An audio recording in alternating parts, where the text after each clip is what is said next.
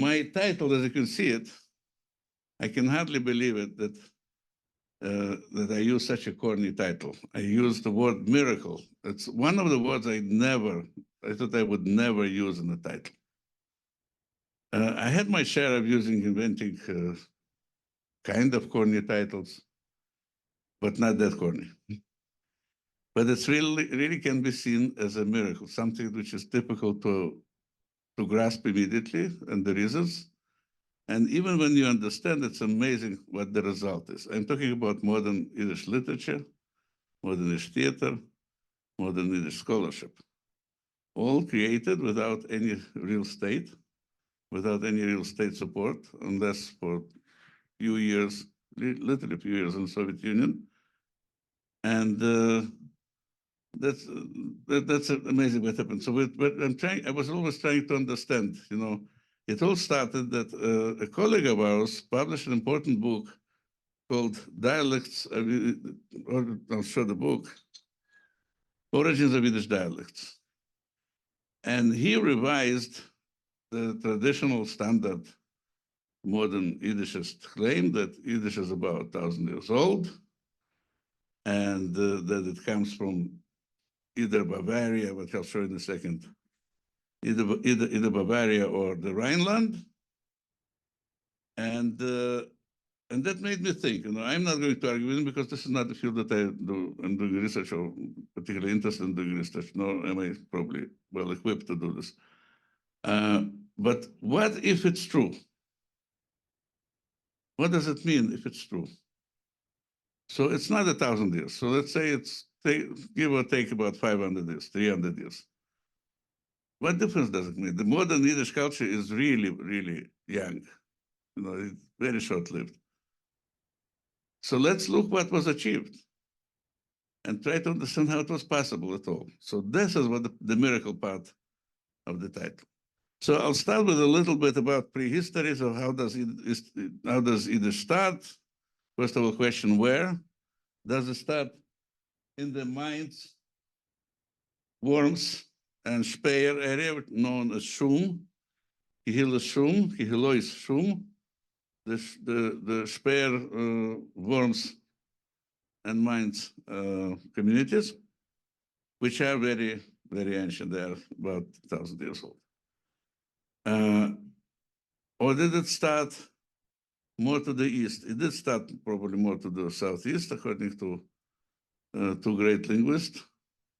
Long life to David Katz and late Robert King. And they're not the only ones, but Robert King did it, there were some others who supported the Germanist side, did it on the basis of what kind of German went into Yiddish. And David Katz made it using the material of what kind of Semitic went into Yiddish, what kind of Aramaic, what kind of Hebrew.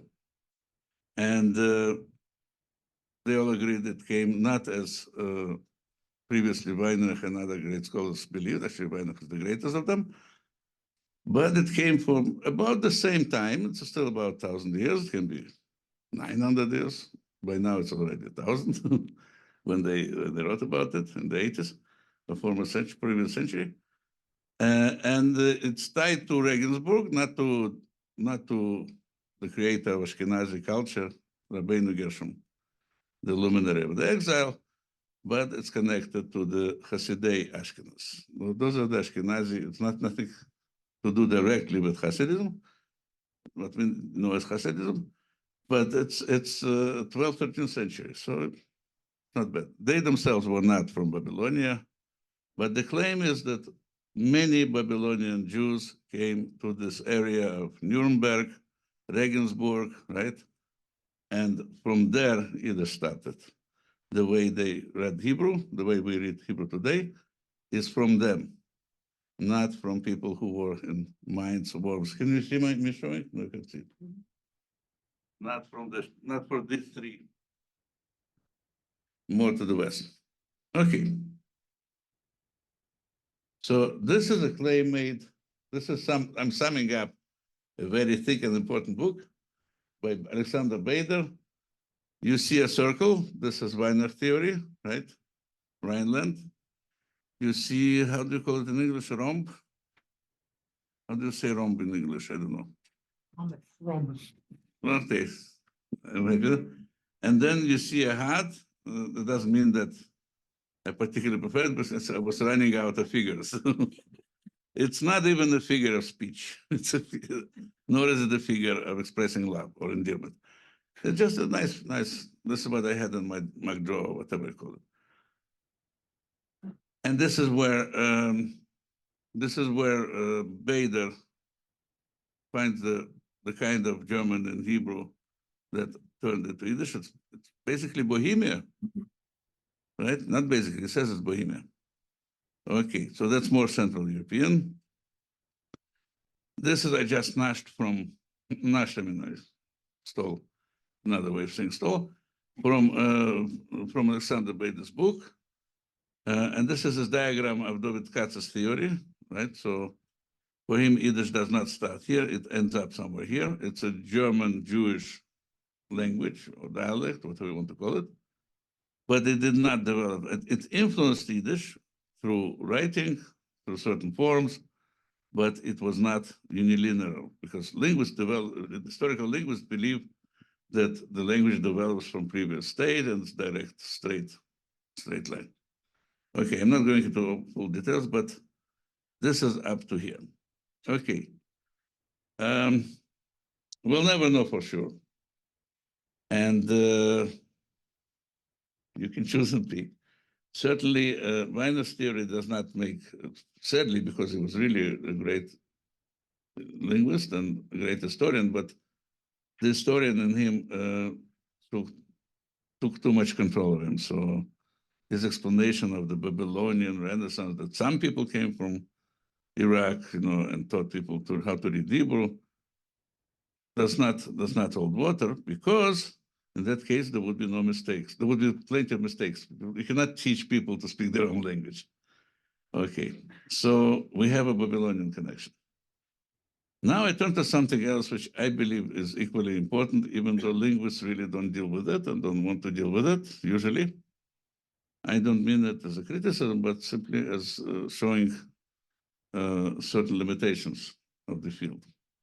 Because linguists primarily work with the spoken language, with the living language, or a reconstruction thereof. That's why linguists are young linguists are very excited about contemporary Haredi Yiddish or Hasidic Yiddish, basically Hasidic Yiddish, right? That you can hear also in Montreal. I don't know about Toronto. Yiddish had a culture that was earlier than Yiddish itself, what we call Yiddish, if you take the Bavarian explanation or Bohemian explanation. Those are the two oldest dated documents. There are others who are believed to be as old, not too many, by the way.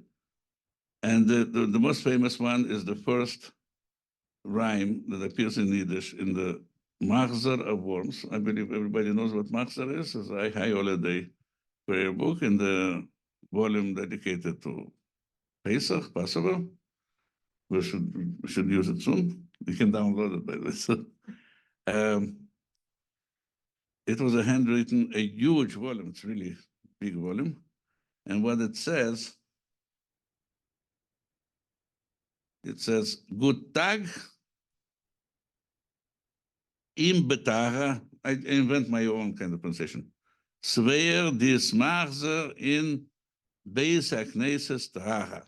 It means, may the person who carries this Machzer to the synagogue may be blessed, should be blessed. And it's really, you need someone very able to carry it. It's a very heavy, hefty volume, right? So it is a bit of a, quite a bit of a physical effort. Now, this is almost 100 years before we have anything written in Yiddish, and it's probably not Yiddish, it's from Worms, it's probably the German Jewish language.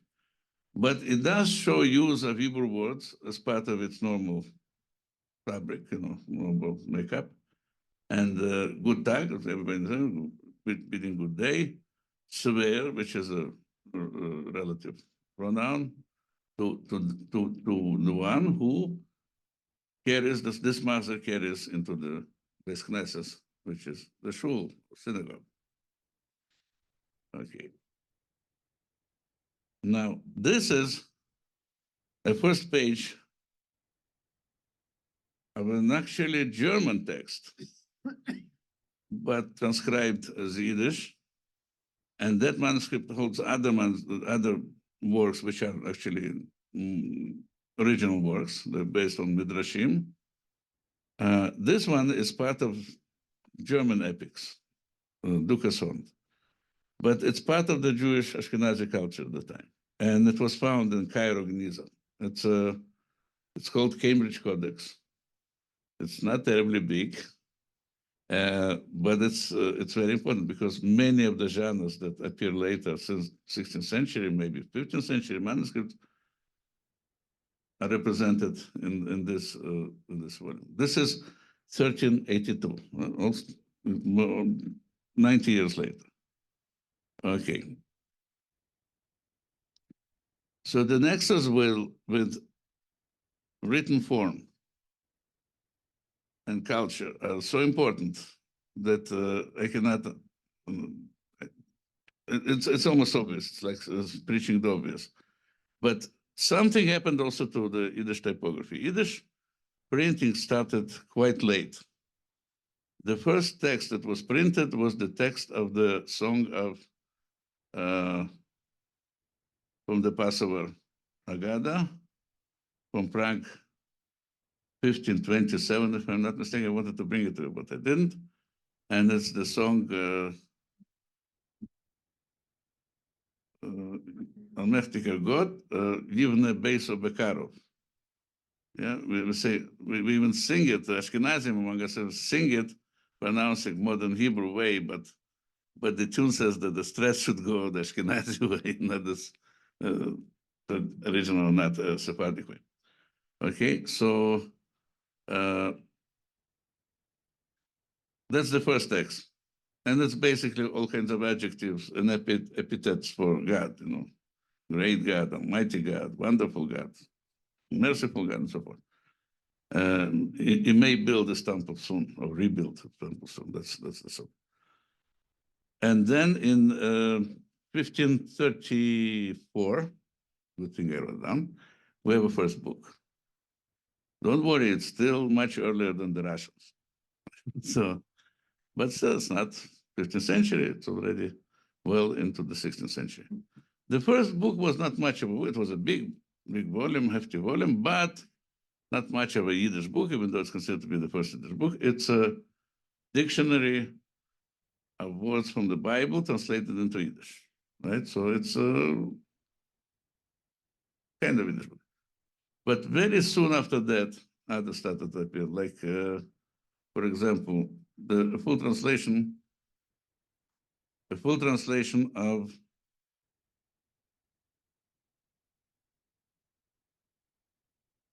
the Psalms, most likely by Elijah Levita. And look at the letters. Can you tell me something about the letters? Are they the normal letters? They're not the normal. Hi. They're not the normal letters. It's really great to see you.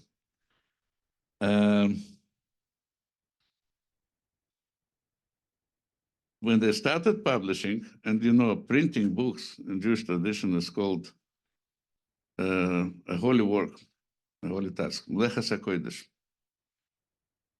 because you serve the Talmidei Chachomim and Rabbonim. And they all became, I think they all accepted Christianity later, but in Krakow, there was this family, Halich, and they decided to find a special font for the Rashi commentary. We all heard of Rashi commentary. They wanted to make it distinct. And they asked two people to devise. And the one who came up with what we call today Rashi letters is based very roughly, right? Malachi Betaria didn't like this definition. very roughly was based on Sephardic cursive. And the other one made a similar set of letters, which are, to my eyes, more legible, more correlatable with normal Hebrew letters. They decided, oh, we have a set of letters, we should use it for Yiddish. I didn't call it Yiddish, Teich, Yiddish Teich, Teich Bicher. And most of the books, overwhelmingly, almost all of them were printed with these letters until late 18th century, and even continued a bit into the 19th.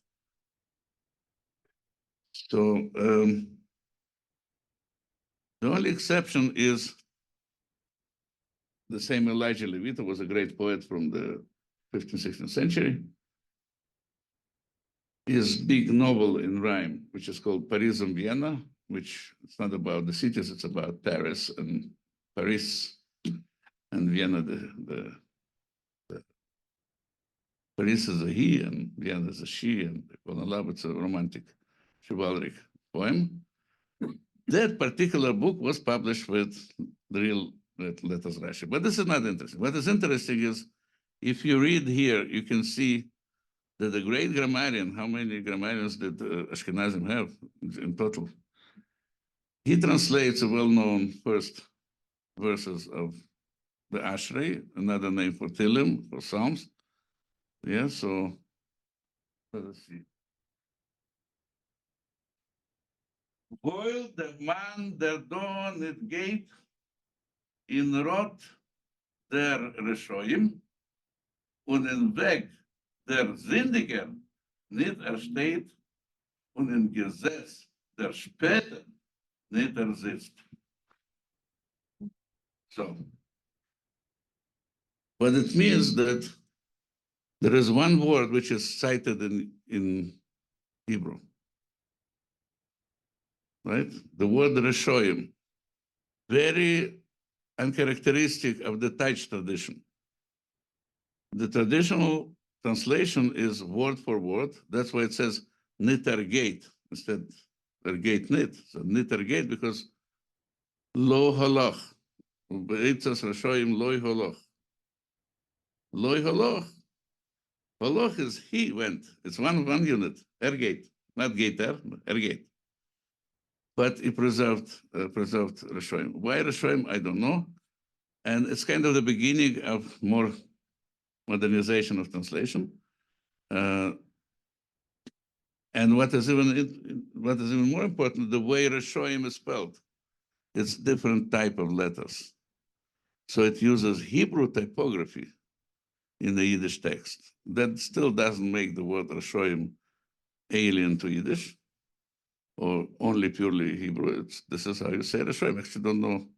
There are ways to say Reshoim, I guess. They don't come to mind. But he chose to leave it, right?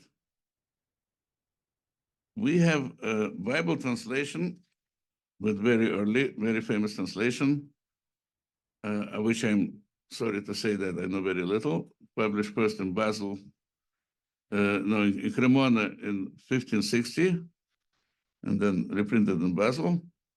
And this is a beautiful text. There is also Rashi here, and something else that I don't know. We should ask the specialist what else. And we are coming to the modern era.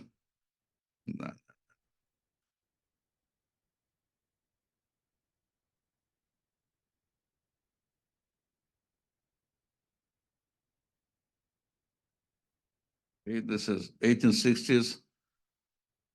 It's another variation of the same Yiddish type font. You see, it's not modern Hebrew. It's not what we call in Yiddish oisis mergois. It's called Mashkit, Mashait, Weiberteich, Zenarena oisis. It has many names, right?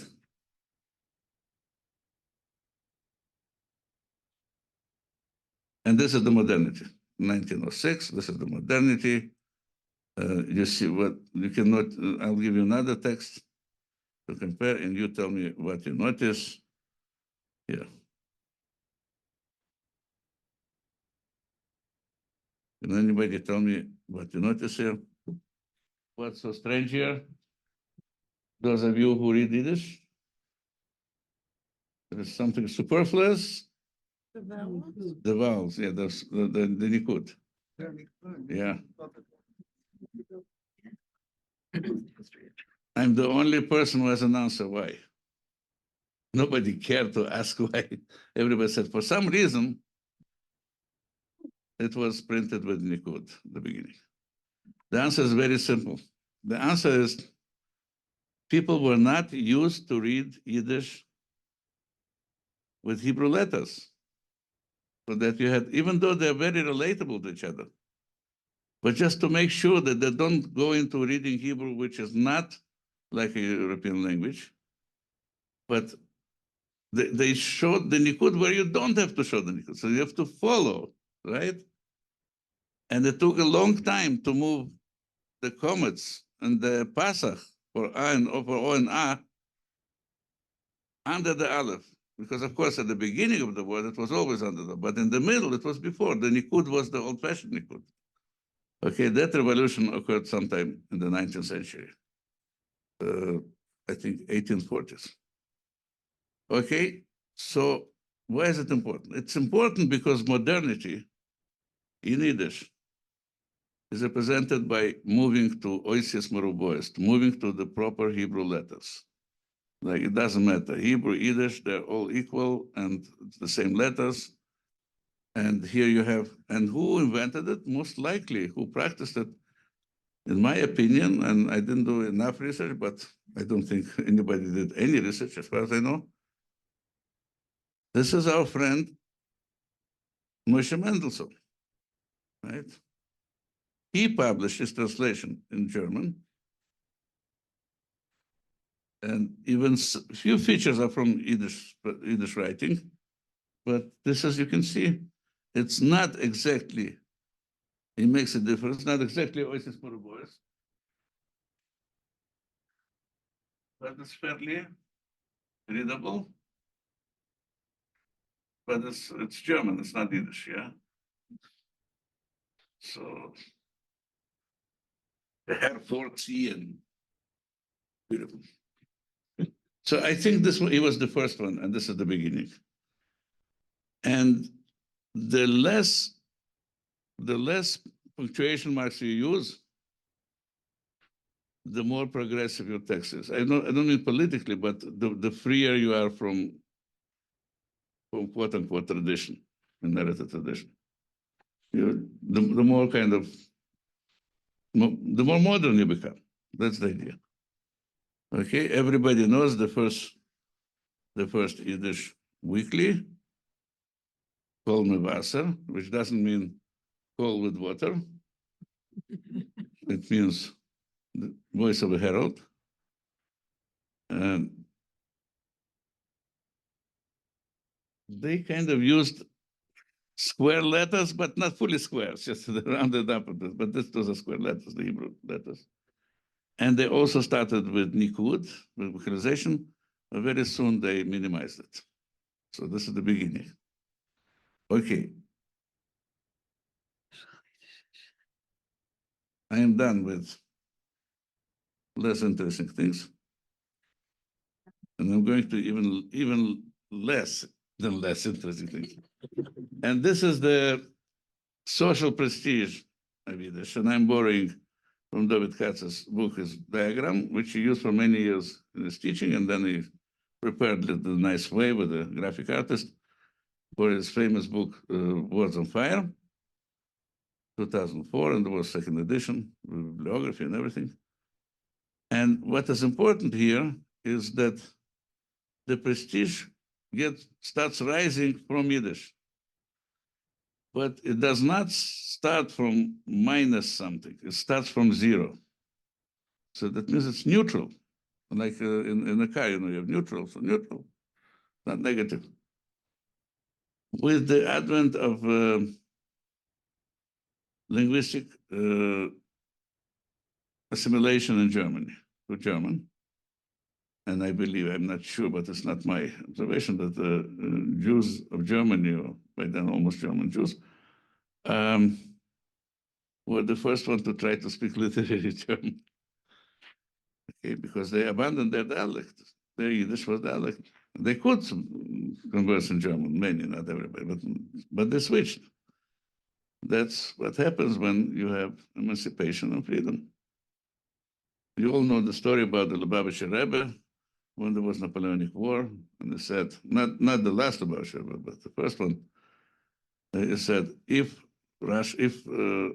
French win, it will be good for the Jews, but bad for Judaism. If the Russian win, it will be bad for the Jews, but good for Judaism. I don't know whether they said it, but this is how people say it. So this is what happens. Once you see German as the preferred language, as the top language, it pushes Yiddish, and Yiddish has to be abandoned, right? Literally abandoned. It's becoming a matter of theory, of ideology for Mendelssohn, and is the first one to give the ideological explanation. But before him, just people were leaving it and switching to. Not only they were switching to German, they also stopped reading, even though he wrote his Bible translation with Yiddish letters or Hebrew letters. People stopped reading Hebrew letters and they switched to Latin letters, which are called in Yiddish galches, the Catholic letters, the letters of the Catholic clergymen, because they shave their beards, right? Or they have 10 jewels or whatever. Galches. There's a special word for Goyish letters, and this is galches. They learned galches. Until then, we know at least of one case that relatively well-off Jews would come to a printer, to a Jewish printer, and say, here is a German book. Our Christian friends tell us it's a good book. Printed with our letters, because we can't read it, right? So this is the time people become modern also in Germany. Okay, now we have 2.5 centuries, and we're done. I will sum up the 18th century very simply. We have two major powers. One is Enlightenment, which you just mentioned. The other one is Hasidism. I dare say this is probably the first Hasidic book. Not Hasidic, really, technically, but Hasidic from point of view of sentiment and the use of the word Hasidim. It's called Sefer Hasidim. This is the book of the Ashkenazi Hasidim from Regensburg, right? We're talking about 12th, 13th century. And this book became very popular, and it exists in important manuscript. It was published around the same time as many first Yiddish books in 15, I believe, 30s. I don't remember now. Sadly, I should have written down, but anyway. And sometime in the 16th century. And it was very popular. The Hasidut did not leave because Hasidei Ashkenaz, as far as I understand, were not into spreading their belief and their mysticism. They were elitists. So in order to become a Chosid, you had to be a tzaddik. Whereas our Hasidim, in order to be a Chosid, you have to have a tzaddik, which is a slightly different perspective. You have a picture, allegedly, of a Hasidic couple from the 18th century.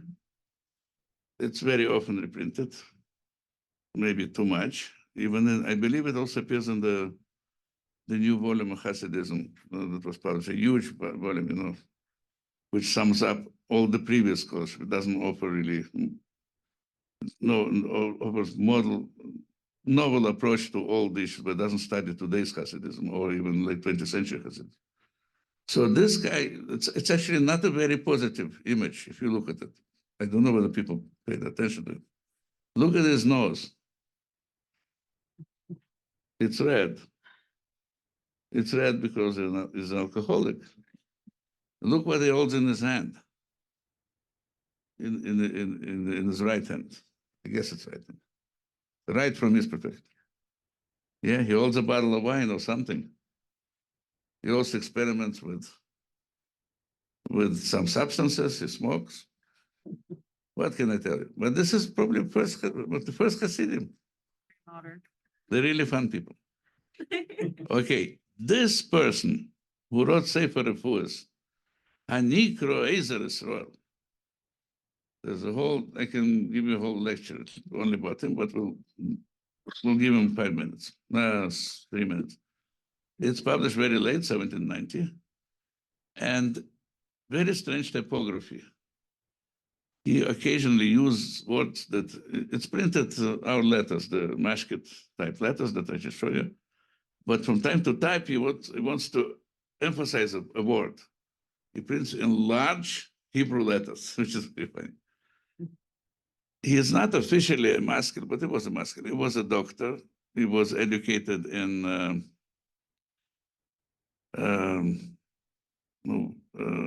Königsberg.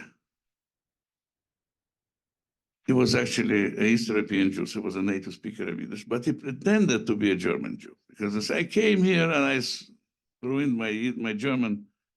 But since I ruined my German and we need the popular book of medicine, I'll write in bad German for you, right? And then my teacher actually went and checked out, and they found that it was a student, Moshe Marcuse of Slonim, and Slonim is not in German.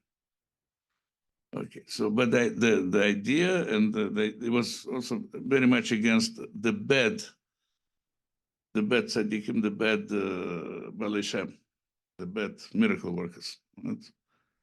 So claiming that there were quite a number of charlatans among Hasidic tzaddikim. So those are the two worlds, and they march into the 19th century. And 19th century is where everything happens. 19th century is bad for Poland. Russia takes over Ukraine. Now, for you to try to understand all those overtones that Russia against Poland and stuff, we are still reverberate in today's politics, geopolitics, when you listen to the Russian awful people who are ruling. You see, it's an old story. And this is the Pale of Settlement. We all know the word Pale of Settlement. I hope I do. Do I have to explain what the Pale is? Okay, the full name is Pale of Jewish Settlement. Jews were not allowed to move out. There were exceptions. There were periods easier. There were periods where people could, for example, this area, no.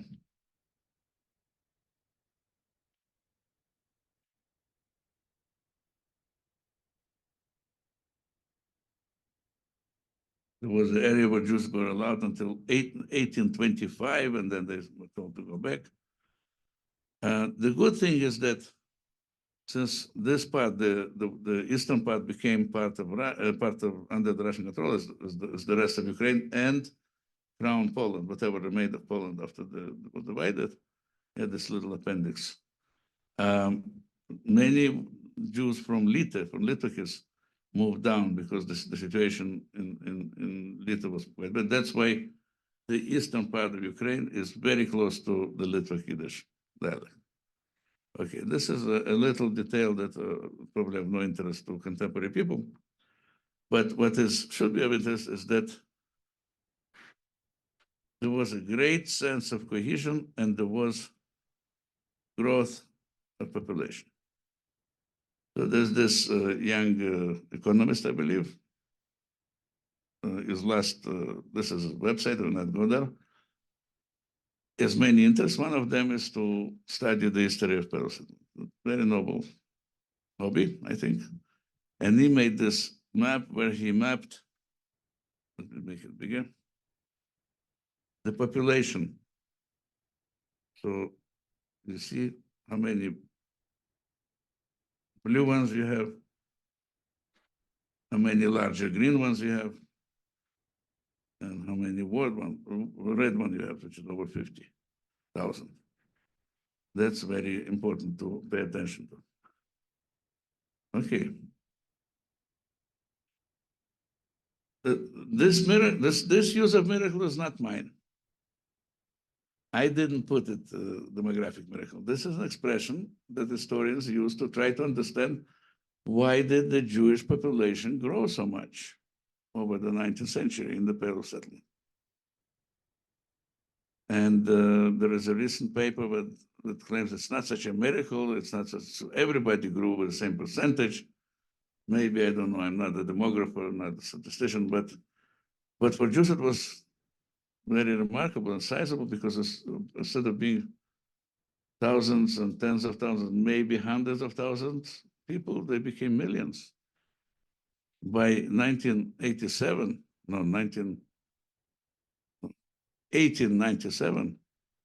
there were more than 5 million Jews, according to the Russian census.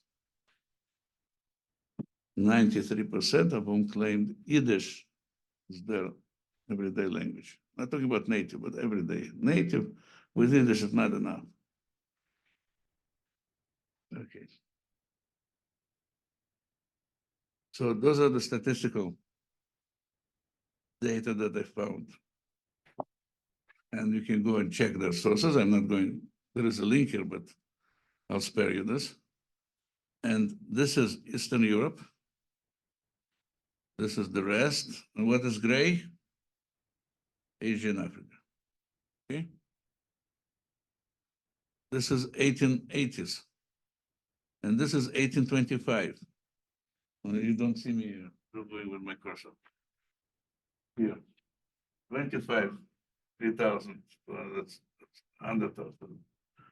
1880s, look how much of growth it is. And 39, a little bit of growth.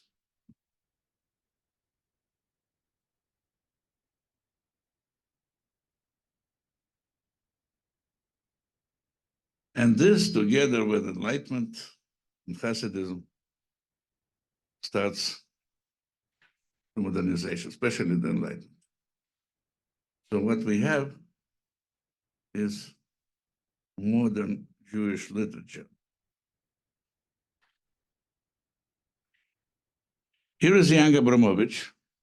Do you know young Abramovich? Not terribly young, it's actually 74, I think. Otazoi. But here is presented as Abramovich. Who is Abramovich? He's a Hebrew writer. He's a Maskil, right? He was persuaded by a person who was a Meshugil Dover, who was crazy about Yiddish, who was a very important lexicographer, whose name was Yoshua Mordechai Lifshitz, who wrote probably the first. He also persuaded for Kol Mevasa to be published, that I showed you earlier. Also, so he persuaded him to start writing Yiddish. And that's the beginning of modern literature. It's not the full beginning. We had to begin sometimes at the very beginning of the 19th century, but those are already details. And there's Axenfeld, there's Isaac Merdig, the important books published anonymously also that should be considered and are considered. But he is the first classic author. He is the one who turned literally, or not, let's say figuratively, he turned the Jargon into the Yiddish language. Not only that, he was the first of the 3 classic authors to insist to call Yiddish Yiddish and not Jargon. Very late in a letter for 1904 or something, to Shalom Aleichem, right? Maybe we can find something earlier. I didn't look very much, so check and pass. But he starts publishing, and this is the beginning of Yiddish literature. But here, I'm showing you a mixed bag. This is Abramovich, not Mendele. And here you have Jewish writers as great stars. This picture, I call it the iconostas. I don't know how to translate iconostas from Russian. Some Russian of those pictures of saints that they walk around with. Appears in a very important literary annual, thick journal, published in Warsaw, called The Hausfreund, Der Hausfreund, by Spector. Very important, not a great writer, but a very important, very good writer. And he created The Hausfreund. The same era Shalom Aleichem publishes in Kiev, Yiddish Volksbibliothek.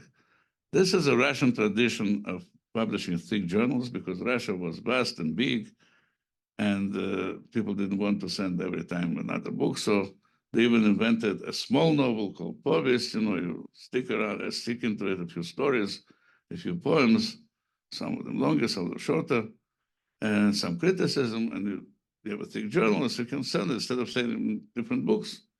You said this is one of the explanations for thick journals and why they're so popular, especially in Russia.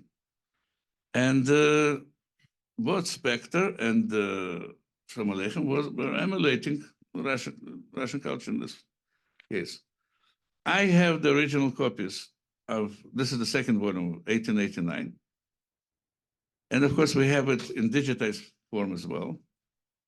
In the digitized form, you don't have those pictures. Somehow they fell off.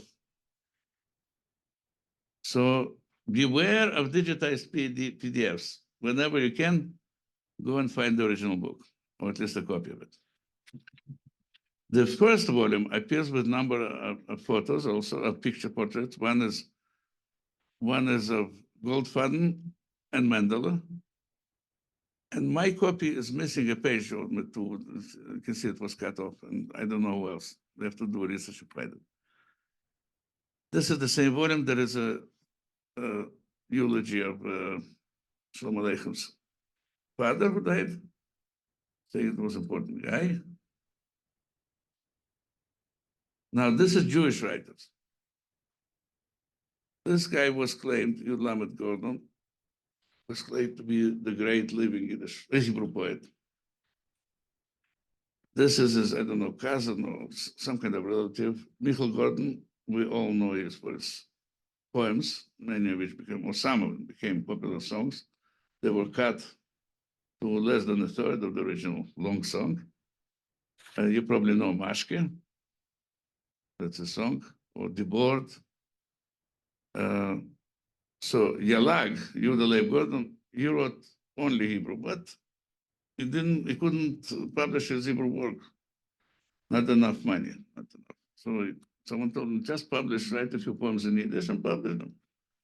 People will buy it and you'll have money to publish it. He did it. He published a book called Sichas Chulin. That's a discussion among learned people not to spend too much time. Sichas Chulin, within one book it was allowed. And this is the story of Yehuda Leib Gordon. I'll come back to him later. I'll come back to him tomorrow, but that will be in it. Okay. Isaac Meir, no, this is Mapo. What's the guy? Oh, it's our Yiddish. What, Isaac Meir Dick, one of the very first professional Yiddish writers.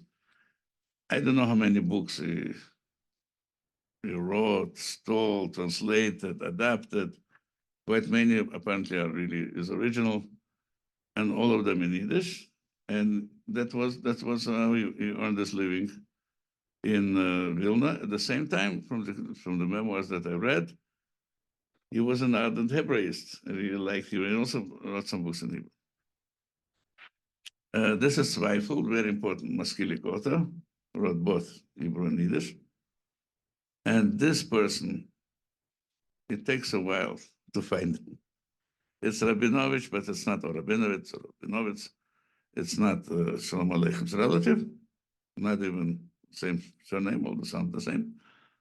He was scientific popularizer. He was writing for children and young people about science in Hebrew. Okay, so it's a real guy. Okay, we're done with the rise of modern Jewish literature. Now we get to Yiddish per se. Now you have a Yiddish iconostas. Look it up, iconostas, baby. Those are all our saints, right? Or all our stars, the great stars. Mendel in the middle, Shalom Aleichem and Peretz. The thing is, all three classic authors, Ben Shimachas, we mentioned the Ben Shimachas, right? Ansky, Milach HaGodel, Ansky, and Dinazon, Freshman, and Brug. Brug was a Jewish Russian poet, who, I don't know why, but he decided to write Jargon. He actually despised Jargon, but they couldn't resist. They couldn't resist the temptation to write in it, right? And he became one of probably the most important Yiddish poet preparing the grounds of modern Yiddish poetry. He really perfected the poetic form in Yiddish, which historically coincides with Elijah Levita from 16th century that I mentioned earlier. But at the time, contemporaneously, it aligns very well with Russian poetic diction, form, prosody, call it whatever you want. And this is also the beginning of Yiddishist movement. This is the next slide, and we have a very famous picture. Everybody brings it, and I am ashamed that I'm using something that everybody uses it, but this is a picture from Chernovitz, from the first Yiddish language conference. I participated in the second, which took care in 1979, I think. That's not the same.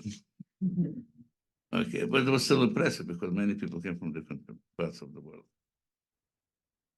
Minus the East, because this was still closed. So I don't know how much of them you can recognize. This is a from Raisin. This is Shalamash.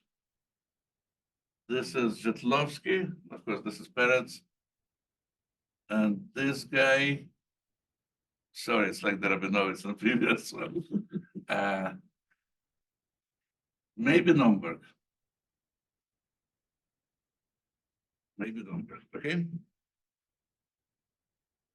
So those are our heroes. For those of you who are interested in the politics of Yiddishism, in the history, how the whole idea of Yiddishism, how could it come up? You know, because the elites continued to call Yiddish Jargon, and the elites were not very favorable for Yiddish. Huh? There's a very famous story by memoir by Dinesson, who was Peretz's secretary, and he was in Moscow. He was lucky to be in Moscow. He had the right to be in Moscow. And he was going to this very aristocratic family, all Jews. And they spoke, of course, all of them Russian. And then he comes and they read the book and they laugh and they love it. It's in Yiddish, it's in Jargon. And he looks, it's his own book. And he was terrified they'll find out it was him. He said, I'm sorry, I'm very sick, I have to go home. Okay, people were ashamed of it, even when they are Yiddishists. So it's interesting to understand. But it's very unrealistic, as we know now, and many people knew then. But there were people, and that probably connects also to politics, like not necessarily progressive politics, what we call today progressive politics, but people that liked the language, the inherited language in which they grew up. There is a beautiful criticism, very funny criticism, very much in the style of Shalom Aleichem, by Der Tunkeler, very funny author, modern author, where he pokes fun at Yiddishists. And you can see himself was Yiddishist. He was not enjoying doing it, but it's poignant. It's actually very sad. It's what we call in Yiddish, Melacht mit Yashirkas. Okay, this is a map I found somewhere, I don't remember where. This is Yiddishland cultural area, and this brings the whole issue of Yiddishland, which became very popular. And somebody did a bit of research. I think Shanda did research a little bit. He found that Shalom Aleichem wrote to someone that says a Jargon from Jargon and Land, but it didn't mean Yiddishland. It means that's really good Jargon, good Yiddish, like from it should have been, had there been, you say, it's Amarans from Maransen land. Anything, something of land of something, of the original land of something, this is very good. Okay, Yiddishland cultural area, of course, it's very much Eastern Eastern Europe, it's America, and Central Europe and Poland. And this is what I'm finishing with. Sometimes in 1930s, actually, let's see this. They developed e-verification. Yiddish writers decided to be members of the International Pen Club. And International Pen Club was an important deal in the pre-war, between the two wars period. It goes back to the old belief that writers know what they're describing, what they're creating, stuff like that. Actually, there's very often the better writers do know, but nobody is learning from the writers. It was from the period so if you think about the Republic of the Letters, which is not a very Yiddish thing, which is Renaissance and Enlightenment. It was a person called Thomas Carlyle who actually said that expected the writers to become the new rulers. Okay, so writers had a lot of prestige, at least in their own and in the readers' eyes, and there were many readers then. Believe me, there were many more readers. So today we can do research. Like this, we go to and we have a journal, we have a literary weekly that was published in Warsaw between 1923 and 1939, when everything closed. And it's all searchable. And this is the results for the World Pen Club. It's all described there, right? So somebody should go through it. In fact, I have a student who's already going over it as we speak. I hope you find good stuff.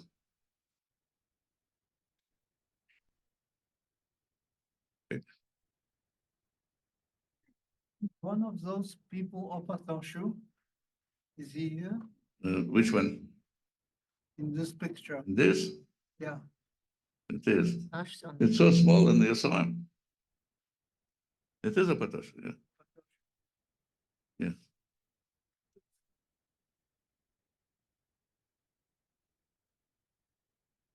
Okay, this appears in I think in the Pen Club history on the internet, and there were an article about Yiddish Pen Club. This was the only representation of a language rather than a country. Like English had many countries being represented, right? There was American writers, there were Australian writers, there were all kinds of writers. There were even the German writers were. The German section was complaining that too many English, and here say, Holland, United Kingdom, United States, Germany, Yiddish. So, Yiddish land, the term Yiddish land is quite late. And I think this is, unlike the word Yiddishkeit, which means Judaism or Jewish way of life or Jewish religion, or maybe being Jewish, even if you are not Orthodox, religious Orthodox, or Orthodox religious guy. This one is not from Yiddish Jewish. This is from the name of the language, Yiddish land, the land where Yiddish is spoken, and the Yiddish nation. And think of the numbers that we saw the growth. There were millions, actually, we were millions. So certain segments were really dedicated and devoted to Yiddish and wanted to continue with Yiddish. Now, great many, perhaps an overwhelming majority in Europe, outside the Soviet Union, did not survive. Also in Soviet Union, many perished. In Poland, many did not survive. Poland, 97% were wiped out. So maybe 95, I don't remember exactly. That's horrific when you think about it. Including many Polish-speaking and assimilationists and everything, yeah? So that was lost. And Pen Club, after the Second War, also kind of lost its allure in general, certainly. So this is By the way, this is Sholem Asch, but this guy is a Polish Jewish art historian and art critic. I looked him up. It's nothing to do with Yiddish. Okay, to show you other writers, there's another very famous photo that I used for some other presentation, but I want to show you nonetheless because it's also Yiddish writers. Those of you who have any idea about social realism would probably definitely know about this conference. It was a huge conference of all the Soviet writers in 1934, organized by Gorky. I don't know how many people still remember Gorky, other than Fetka in the film Batavia is the second Gorky. But Gorky is a major guy. And those are the Yiddish writers. This is the Yiddish group of writers. I found someone who actually managed to find most of the names, at least they think. I could recognize very few to my great shame. Of course, this is Opatoshu. He was visiting Moscow then. So Opatoshu, this is Peretz Markish, this is Kvitko, this is Pfeffer, sitting not too far from Peretz Markish. I'm at loss here. After my presentation, I discovered that I know one participant. This is Rochel, very young Rochel Boimel. Yeah, very young.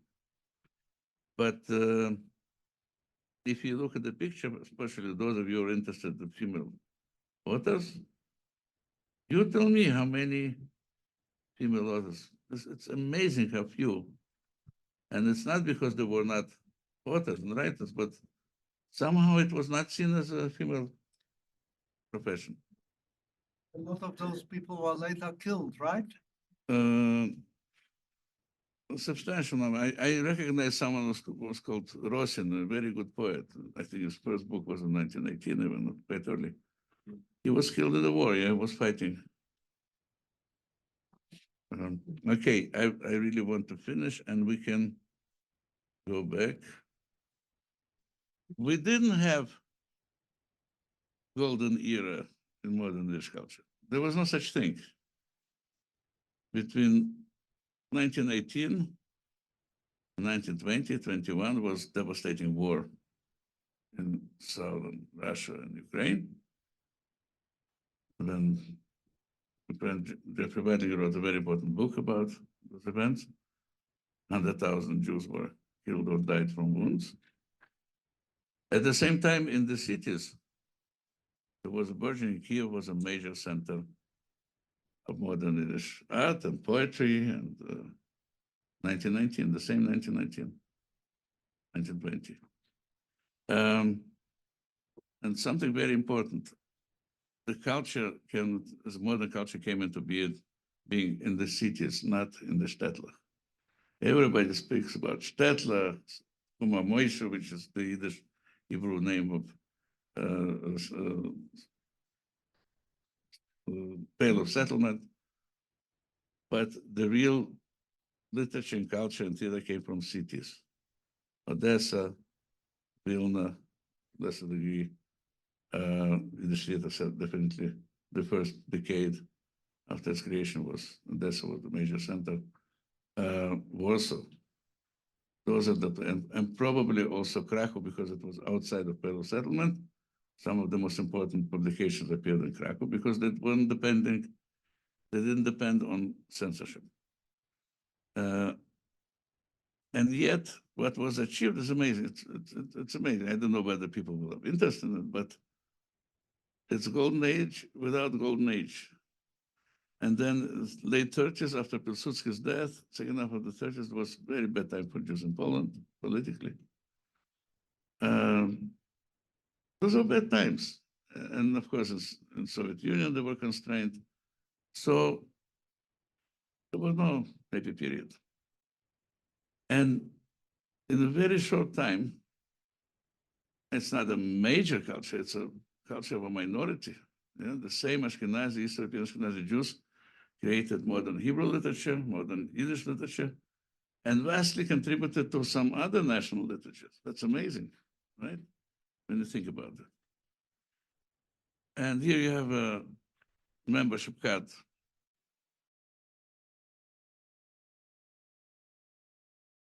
Young Isaac Bashevis Zinger. Yes, so he already writes his pen name in parentheses. And it's the years when Penkloop was accepted.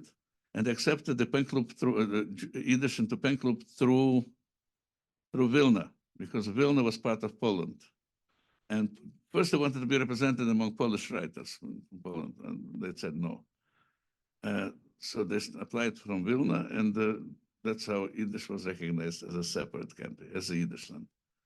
So what was achieved is amazing. But the modern Yiddish culture itself is truly a miracle, if you think about it. It's not only that it went against all odds, it went through such odds, it's just unimaginable. And what people created in 20 years, I just lived through 20 years in America. Those passersby, they created amazing things, writers and poets. Some survived and continued. Of course, there was in America, very important center, probably the most important center from early poetry in Yiddish, modern poetry. But what was achieved is amazing. And we'll never know how it would have panned out and how much more it would have grown if we didn't have the calamity of the Second World War and the Holocaust. So whether we start 1,000 years ago, or 5 or even 300 years ago, doesn't matter. The result is amazing. And so my final word is, if this is not a miracle, then what is it?